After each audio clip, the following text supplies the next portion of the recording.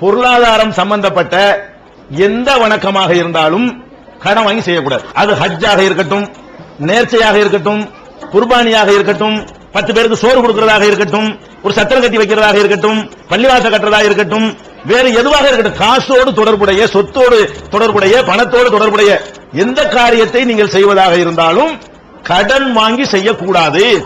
உங்கள்கிட்ட இருந்தா தான் செய்யணும்.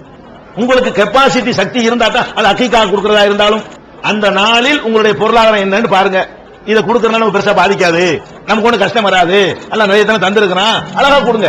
இல்லையா, அது உங்களுக்கு இல்ல, உங்களுக்கு அக்கீக்கா இல்ல, உங்களுக்கு குர்பானி இல்ல, உங்களுக்கு ஹஜ்ஜி இல்ல, காசு இல்லையா, கடன் வாங்கிட்டு பிச்சை எடுத்துக்கிட்டு ஹஜ்ஜி போனோமா? கிடையாது. அப்ப நம்ம என்ன முடிவு எடுக்கணும்? பொருளாதாரம் தொடர்புடைய, இன்னும் சொல்ல போனால் கடன் வாங்குவதை பற்றி ஒரு தெளிவான ஒரு முடிவு வாங்க. நம்ம சமூகத்தில் மற்றவங்களை போலவே இந்த கடன் வாங்குற ஒரு கிறுக்கு நமக்கு இருக்கிறது. கடனு கிடைக்குன்னு வைங்களேன், தேவையில்லாட்டாலும் வாங்குறான். அதாவது காசு கொடுத்து வாங்கும்போது தேவைக்கு தான் வாங்குறான். கடனை கிடைச்சுன்னு சொன்னா வீட்டுல கரண்டே இருக்காது, கலர் டிவி கடனை கொடுத்தா கேட்கறான். போய் நம்ம என்ன பண்ணணும்?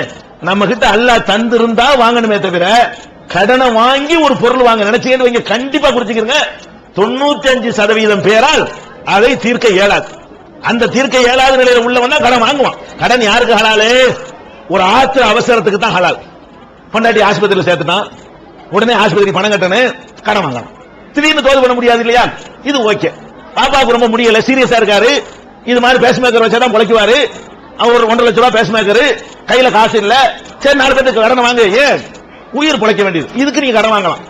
எதுக்கு வாங்கக்கூடாது? உங்களுடைய கெப்பாசிட்டிக்கு மேல ஆடம்பரம் காட்டுவதற்காக அல்ல வசதியை பெருக்கிக்கிறதுக்காக வேண்டி கடன் வாங்கலாமா? கடன் வாங்கக்கூடாது. ஏன்? கடன் வாங்குற நிலையில் நீங்கள் மூத்தாகிவிட்டால் மறுமையில உங்களுக்கு கடன் தந்தவன் வந்து நிற்பான். யாரெல்லாம் இவன் என்கிட்ட கடன் வாங்கிட்டு தரல, அங்க எப்படி திருப்பி கொடுப்பீங்க? அங்க காசு கிடையாது, அங்க பணம் செல்லாது, திருப்பி கொடுக்கணும்ல. அதே நேரத்தில் கடன் கொடுத்தவன் பாதிக்கப்பட்டிருக்கானே, அல்ல எல்லாத்துக்கும் நியாயம் கொடுக்கணுமே. அல்ல என்ன பண்ணுவான் தெரியுமா? அடே நீ கடன் வாங்கினியா?